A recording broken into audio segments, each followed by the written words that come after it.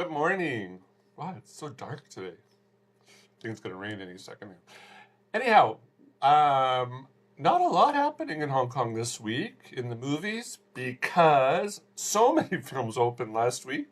I don't know why. They all opened last week. Big films, little films, lots of them. I didn't even cover them all. In fact, today I'm going to cover two that opened last week and one that opened this week. So not a lot. And then I guess we're getting ready for Avengers Endgame.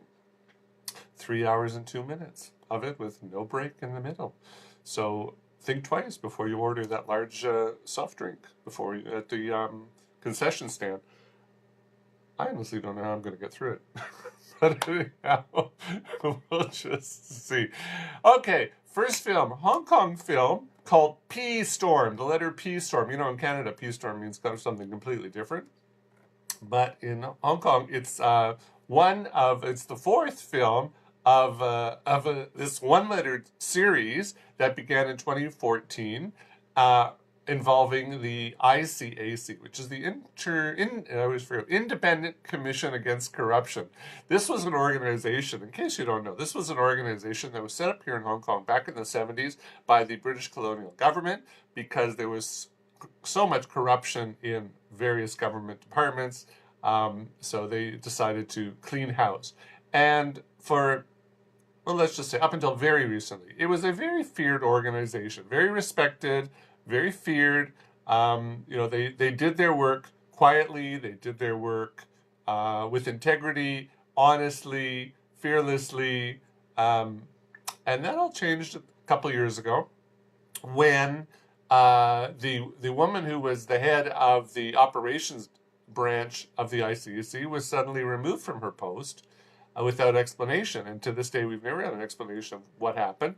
But it was widely believed that her demotion was due to a probe she was leading into a massive undeclared payment that our then chief executive, who's our equivalent of a mayor, our then chief executive, Leung Chun-ying, received from the Australian company UGL. So the talk is that he didn't like that, so he got rid of her. Or he had his friends up north get rid of her. So it's never been proven, but it's never been disproven. So unfortunately, the ICAC doesn't have as high a standing as it used to be, which is rather sad. But anyhow, on to the film. So this is business as usual at the ICAC. None of this real stuff has happened in the movies. And look, don't worry if this is the first film of this series that you're going to see. Don't worry if you haven't seen Z Storm, S Storm, L Storm, the storms before this one, because in the first 5 minutes of this film, there's lots of flashbacks and here's what happened. Previously, this film is set up so much like an old style TV show, or in this respect, a recent TV show where it's like previously on Storm. So you're going to catch up right away. But here's what happened in this instance, in this episode. Louis Koo's character, William Luck, he's the chief inspector of the ICAC. He is sent to jail for drunk driving. But it's not all as it seems, because rich bad boy Cao Yuan, played by Raymond Lam, he's in jail for the murder of New Territories landowner and retired shady accountant La Tak Wing. Now, we saw La Tak Wing in one of the previous ones, one or two actually, and so he killed La Tak Wing, and so he's in jail. But it seems he's going to be released on early parole.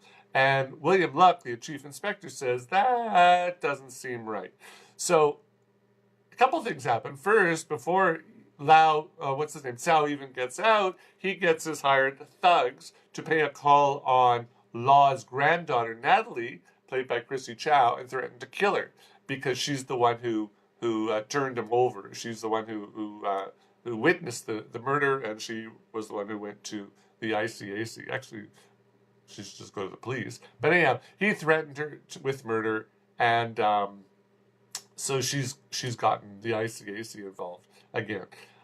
Why don't they just kill her? I don't know. But anyhow, Inspector Luck is convinced that Cao has paid off some key people inside the Correctional Services Department to get that early release. So Luck decides to go undercover of sorts to investigate. He decides he's going to put himself in jail. Small problem, though, is that Wong Man-bun, played by Gordon Lamb, he was the disgraced police superintendent from Zed Storm from 2014, who was arrested by Luck and sent to jail. Well, he's in that jail too. So as Luck gets there, sees Wong, and says, "Oops," and clearly somebody didn't do their homework. It's like, Hong Kong's pretty small. You sort of should know this sort of thing. But anyhow, now there's a lot of plot holes. Aside from the fact that why would Cao threaten Natalie when he's going to get out? Why didn't he just kill her afterwards, or even kill her before? I don't know. A lot of plot holes here. But anyhow, and then of course there's the whole issue in the first 5 minutes where you see Luck actually drinking while driving and speeding and causing mayhem.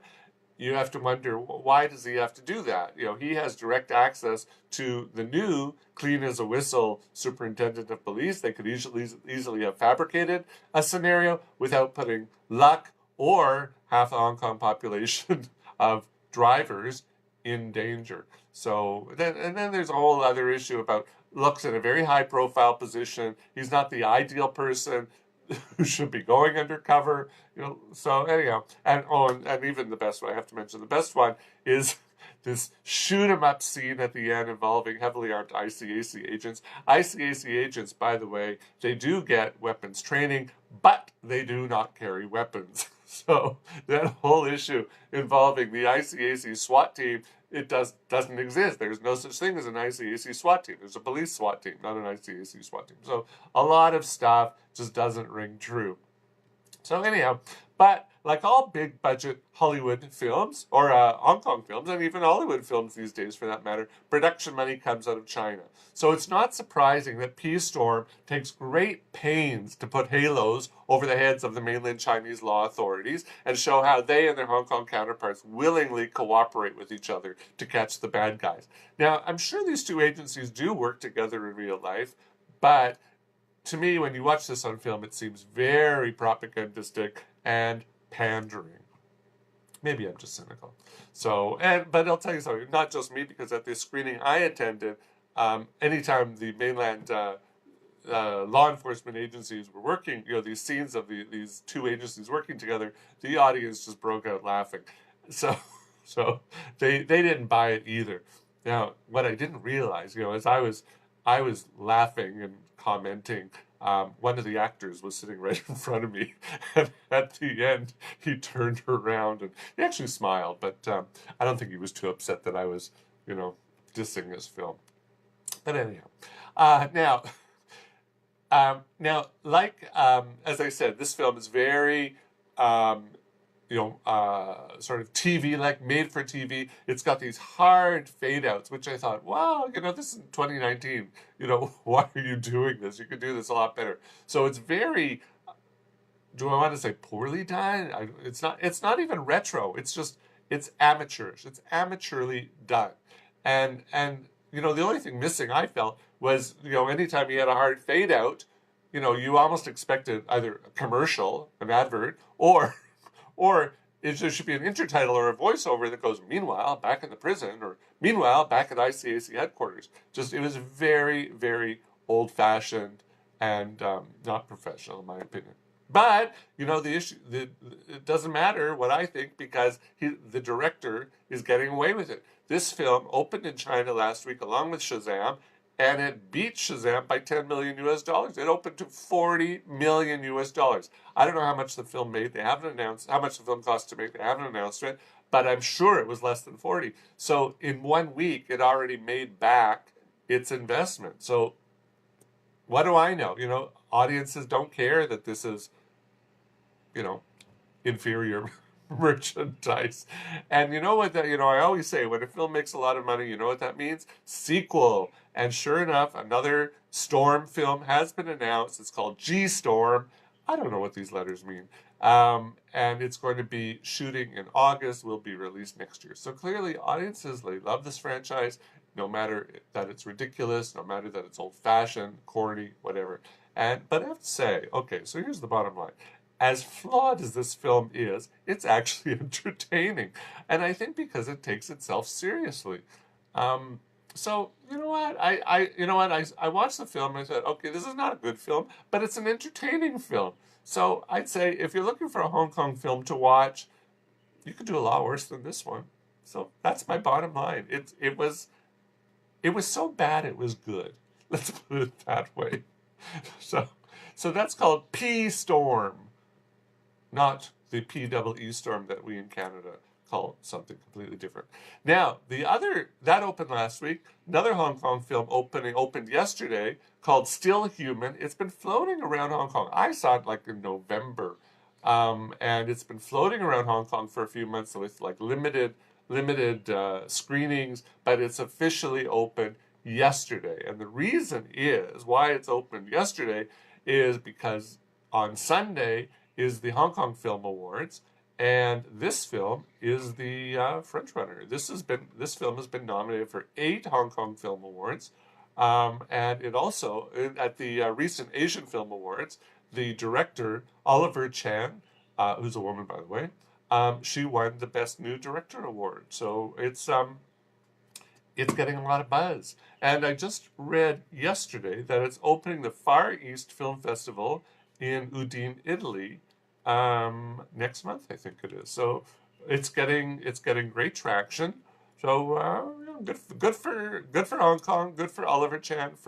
This is her first feature film. She's done a couple of shorts. This is her first feature film. So good on her. Now, so the story is very interesting with the story young Hong Kong filmmakers of late, because they keep focusing their attention on stories that deal with the city's social problems. Now, we had a couple years ago, we had the amazing film 10 Years, which focused on our political issues, and the filmmakers got into a lot of heat from government authorities on both sides of the border. And I think now young filmmakers have realized that if they want to get money, if they want to get government funding, if they want to get private funding, because even big companies are also terrified of the long arm of the law, and so they know that they have to not focus on politically charged topics. So what's safe is social issues. So that's why we're seeing a lot of films these days about Hong Kong's social issues. So okay, now I have to say most of them are just schmaltzy beyond belief. This one, a little schmaltzy. So I say, good for you, Oliver Chan. You dialed back the schmaltz. Happy to see that. And what I liked about this story, I didn't love this movie, by the way, but what I liked about this story is that it was well written, it was well thought out, and it didn't have one character that had a social issue. It had 2, and they were the same issue, but for different reasons. So I thought that was really well thought out, and I give Oliver a lot of credit for that one. I'll give her all the credit. She's the one who wrote it. Now in this film, we have Long Chong Wing, played by Anthony Wong, who's in a lot of films, and he was in The Sleepers. He was in that TV series that was on BBC called White Dragon, or here they called it Strangers. That was awful. I mean, I only watched 3 episodes. That was awful. But it's got a lot of play. Now, so Lung Chung Wing is a middle-aged man who's paralyzed from the chest down due to an injury he received on a work site years before. He's been abandoned by his wife and son. They now live in the U.S., and he'd be totally alone if it weren't for his best friend, Phi, who's played by Sam Lee. And Phi has just found for Lung yet another new live-in caregiver to look after him. So he burns through caregivers because he's such a miserable SOB. Now, this caregiver, her name is Evelyn Santos. She's played by Crisel Consunji, and she's fresh off the plane from the Philippines. And like all of her fellow domestic helpers here in the city, she's come here for financial reasons. She's highly educated, but she knows she can make more money here cooking and cleaning toilets than she can by working in an office or hospital back in the Philippines. Rather sad, but that's the way it is. But moreover, in this case, Evelyn is really a babe in the woods. She's really, really naive about how things work here in Hong Kong. And she doesn't speak a word of Cantonese, and Lung only speaks a couple words of English. So, and also, like, she's very sweet, and as I said, she's naive. He's gruff and he's cynical. The two of them are the real odd couple, chalk and cheese. And not surprisingly, their relationship gets off to a very rocky start. But as the two learn to communicate with each other, they find they have a lot in common. They both had dreams taken away from them. Now, over time, Leung starts to feel better about himself thanks to Evelyn's care and support, and because of that, he decides to make sure that Evelyn's dreams don't run away from her a second time. So that's basically what the film's about. Now, there are obvious and there's fair comparisons between this film and the 2011 French film Intouchables, or as Americans say, Intouchables, and the inferior remake, which opened last week, The Upside. But I'd still say this is a charming film due to Constantine's performance. I don't know that she's a great actress, but I think she brought reality to the character, and the reason why I say that is her own career path has a lot in common with Evelyn's. Constantin is a master's degree holder in political science from the Philippines. She came to Hong Kong in 2008 as a cast member at Hong Kong Disneyland. She's a musical performer. And these days, when she's not working on her master's degree in education, she's running a chain of early childhood development centers in Hong Kong, which she co-funded in 2015.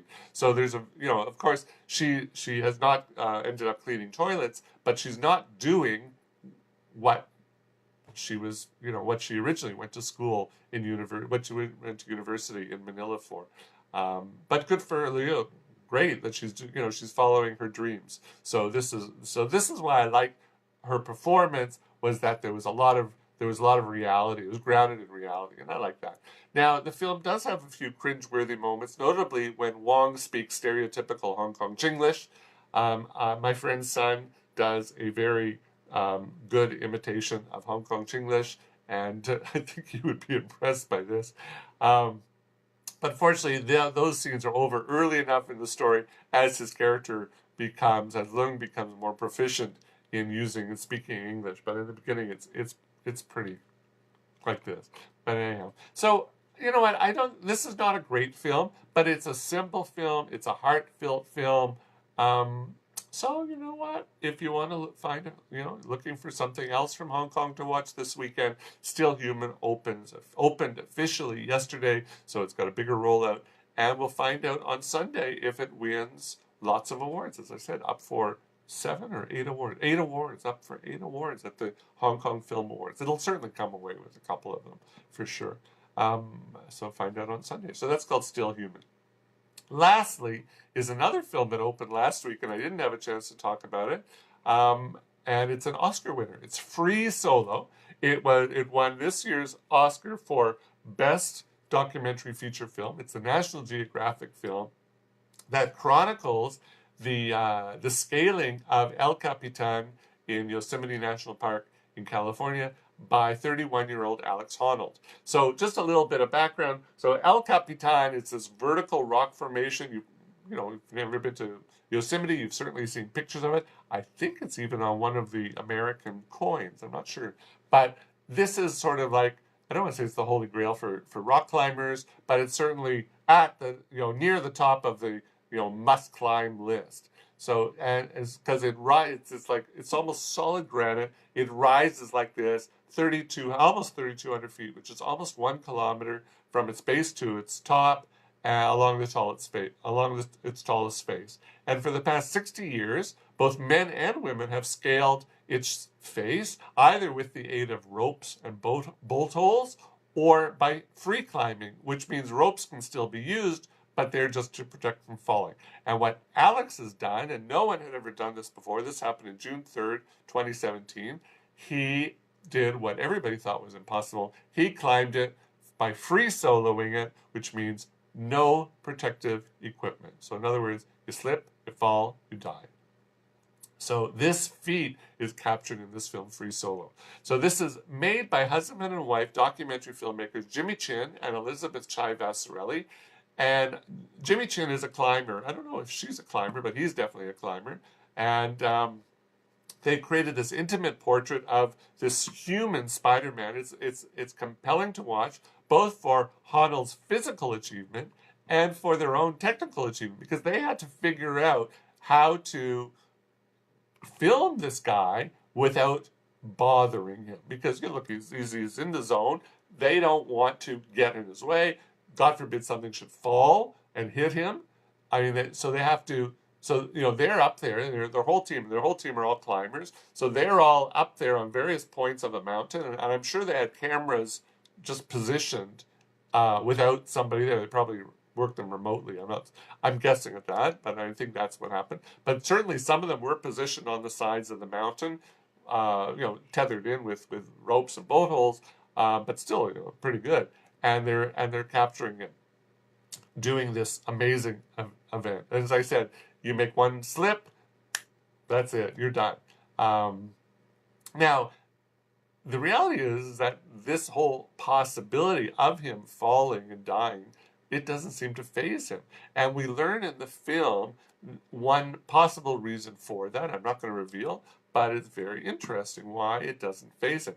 But it does faze his girlfriend, Sandy McCandless. Now, theirs is a very curious relationship as she tries to socialize him. He's very, I don't want to say he's antisocial, but he's not socialized. Let's put it this way. He lives in a van. He wears the same shirt every day. I would say, look, I'm not a psychologist, but I'd say there's certain autistic tendencies to him. And his father apparently was on the autism scale. So she tries to socialize him. She gets him to move out of the van and buy a house. He's got, he makes a lot of money off of endorsements, and I think he's written at least one book. So he's not poor. He says in the film he makes as much money as what did he say? Something about a mediumly successful dentist. So that's pretty good for a climber. So he's not poor.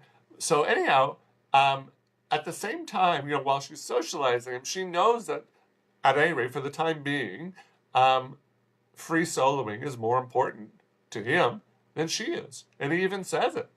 So, she doesn't want to stop him from achieving his dream, but she wishes that he would stop it. So I don't know how long this relationship is going to last. I don't know what she's getting out of the relationship. I have an idea what she's getting out of it. I'm not going to say. But I don't know. To me, it doesn't seem like it's going to last. To me, he doesn't seem like the commitment type, the marrying type. But anyhow, I could be wrong. I don't know. I only watched him for 100 minutes. So anyhow. So not surprisingly, the film features absolutely breathtaking and often nail-biting footage as we watch him. First, he goes up with ropes to try to work out his hand positioning, his foot positioning, and then he does it without the ropes. And there's times that you're going to go like this because you think this is it for him. There's one point he has to execute a precision karate kick to get over a certain part of the mountain. And if he doesn't get it on the first time, again, that's it. There's no chance, there's no opportunity for a second chance. And you're going to go like this, and but he gets it. No spoiler. He lives, right? He gets it. So I think you're going to be amazed by his athleticism, amazed by his composure. I mean, really incredible. So the film premiered last September at the Toronto International Film Festival, where it picked up the People's Choice Documentary Award. Since then, it took 4 Critics' Choice Documentary Awards, the BAFTA, and finally the Oscar just a couple months back for Best Documentary Feature. It's available now on pretty much every major streaming service. So if you haven't seen it yet, certainly check it out. However, I would say if it's playing in a cinema, go see it in a cinema because you need to see it on a big screen. And in fact, some markets are even showing it in IMAX. We're not showing it in IMAX here in Hong Kong, but other markets are. And I think, you need to see it on a big screen because it really is it's visually a beautiful film, and you're going to be like this. So this is really highly recommended film. As Elizabeth Chávez Sorelli said in her acceptance speech for the Oscar, Free Solo is for anyone who believes in the impossible, and I would agree with her. This really, what he did was the impossible. So yeah, highly recommended film, Free Solo. So it's playing now in Hong Kong in the cinema, or you can watch it on pretty much every streaming service around. That's it. Not sure what I'm doing next week. I know what I'm doing the week after because it's Avengers. Not sure about next week, but we'll find out. See ya.